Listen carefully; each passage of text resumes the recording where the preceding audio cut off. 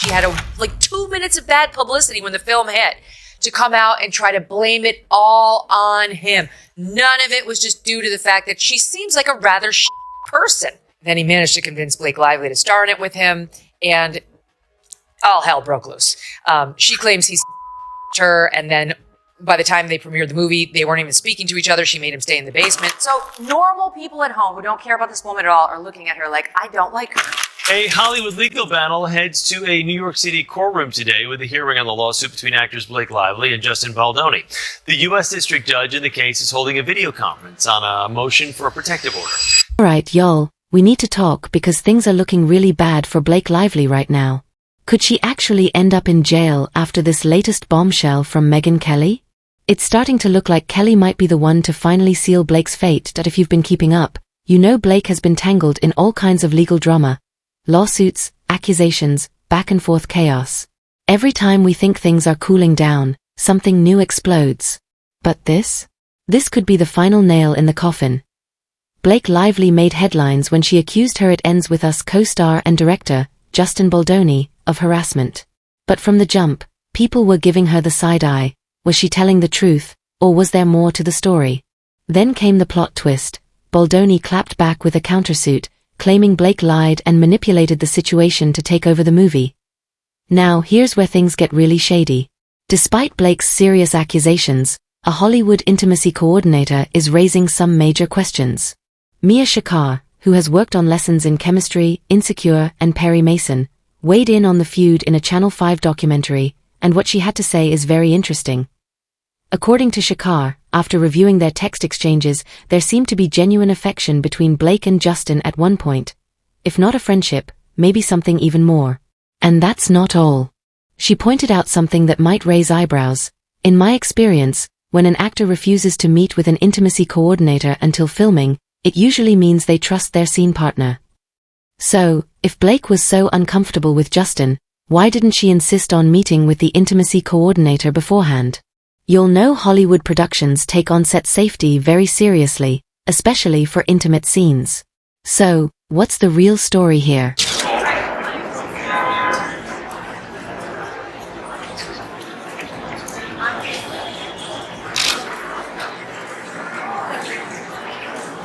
Enter Megyn Kelly, who did not hold back when discussing Blake's messy situation on her SiriusXM show. Kelly straight up dragged Blake, calling her a serial fraudster and saying she completely destroyed her own brand.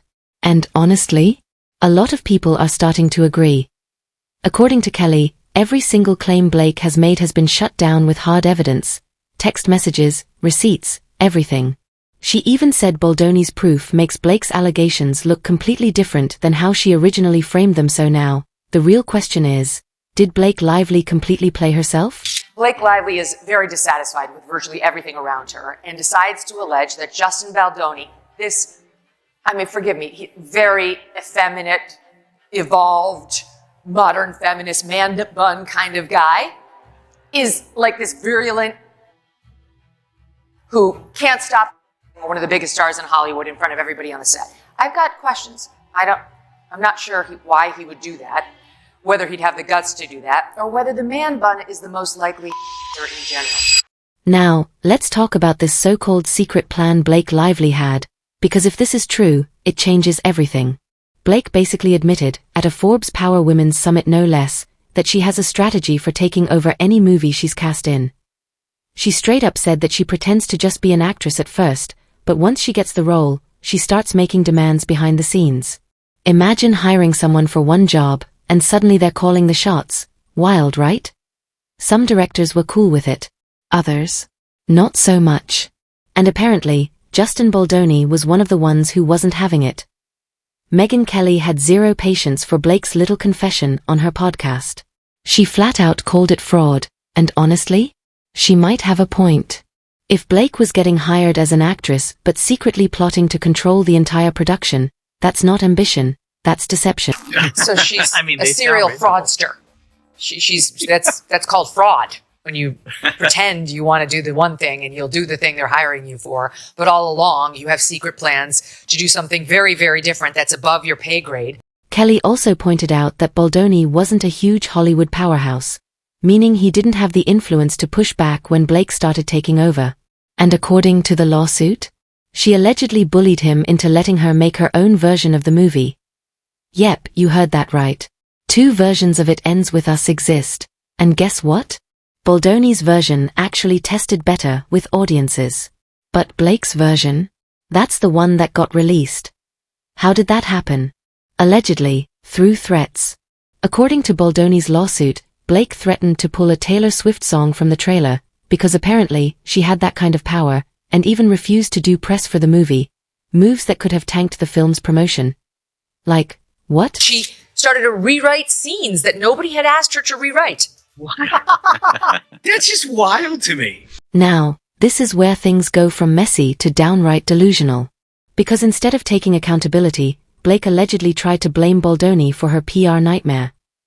According to Megyn Kelly, Blake actually had the nerve to act like her 2 minutes of bad publicity were all Baldoni's fault. But Kelly wasn't buying it, throwing some serious shade by saying maybe, just maybe, people don't like Blake because she comes off as a little icy.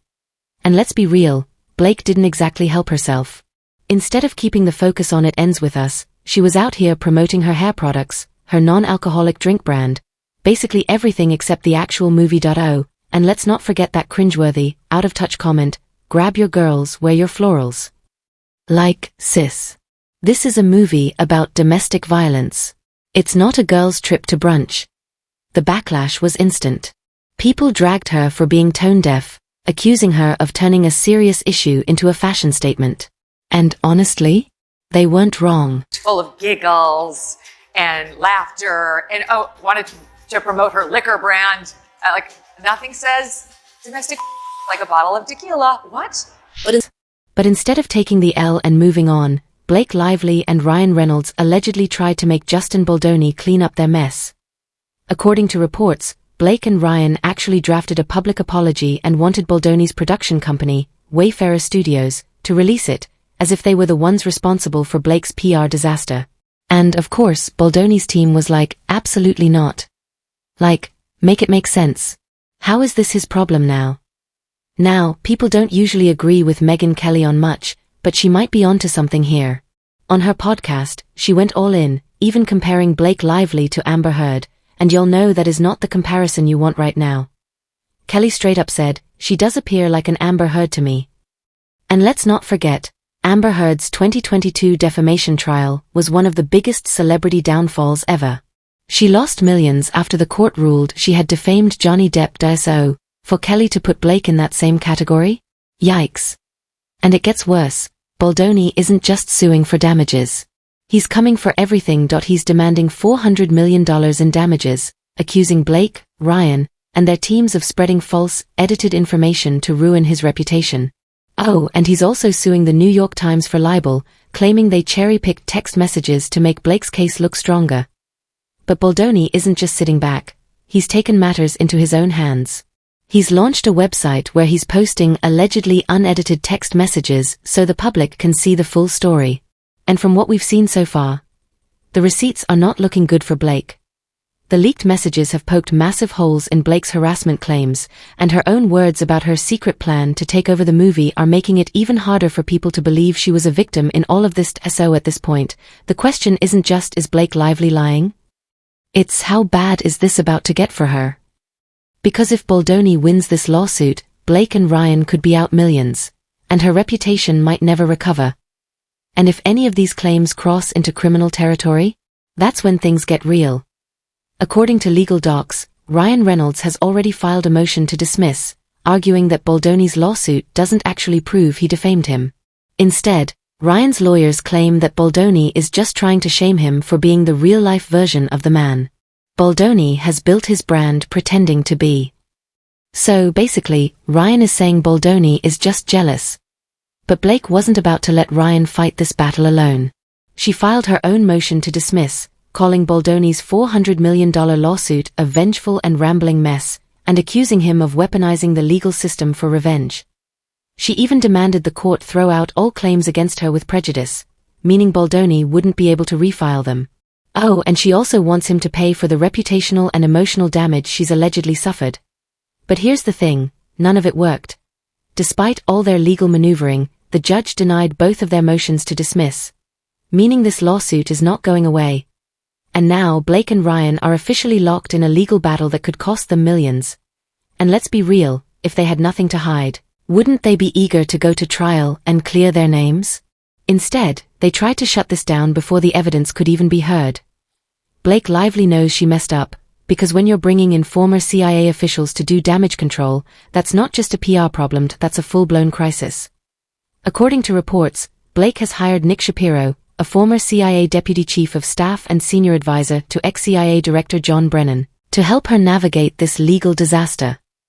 Because at this point, she's going to need all the help she can get. First and foremost, Blake Lively and Ryan Reynolds have hired former CIA agents with a proven track record of lying to the public, gaslighting the public, to help her with PR.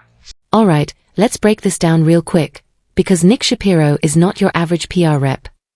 This man isn't just some Hollywood fixer who smooths out bad headlines.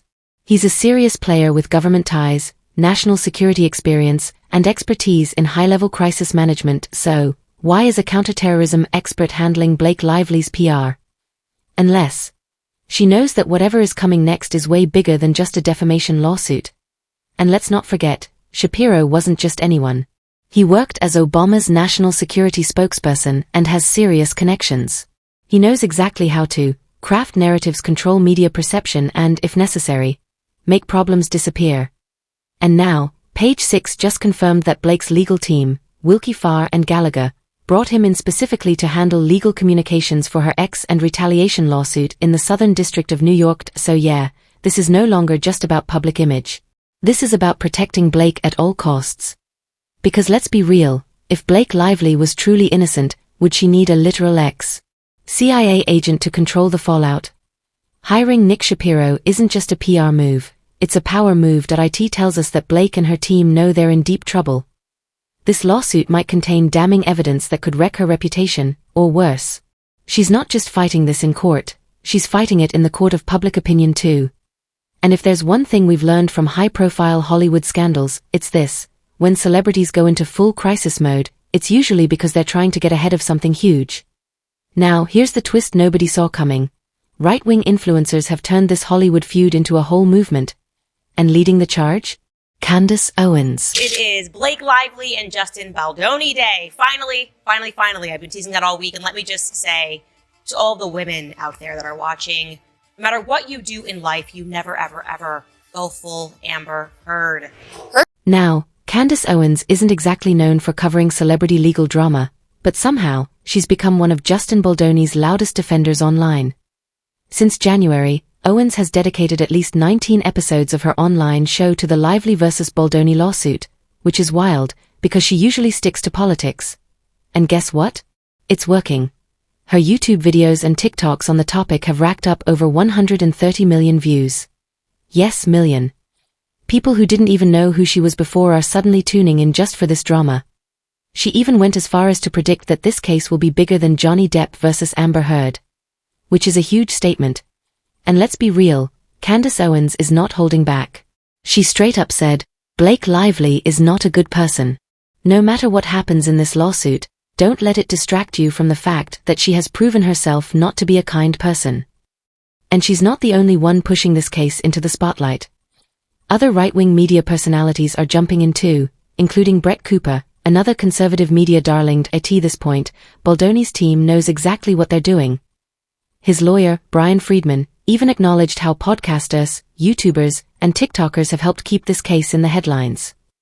You've seen social media, and these TikTokers and people on YouTube, they're amazing, he said. And he's right, because the pro-Baldoni narrative is spreading like wildfire. Now, let's be real, celebrities rarely end up in jail, even when they probably should. But if Megyn Kelly is right, and Blake really manipulated things this badly, she could be looking at serious legal consequences. Fraud, defamation, contract violations. This could get ugly. Right now, the court cases are still unfolding, but if Baldoni's counter-lawsuit holds weight, Blake could be in way deeper trouble than she ever imagined. And if any of this turns criminal, it might not just be her brand that's ruined, it might be her freedom. This whole situation is messy. Blake Lively's reputation is hanging by a thread, And Megyn Kelly just made sure everyone knows so what do y'all think? Is Blake Lively finished? Did she do this to herself? Or is Megyn Kelly just stirring the pot? Sound off in the comments, and don't forget to like and subscribe for more breaking updates.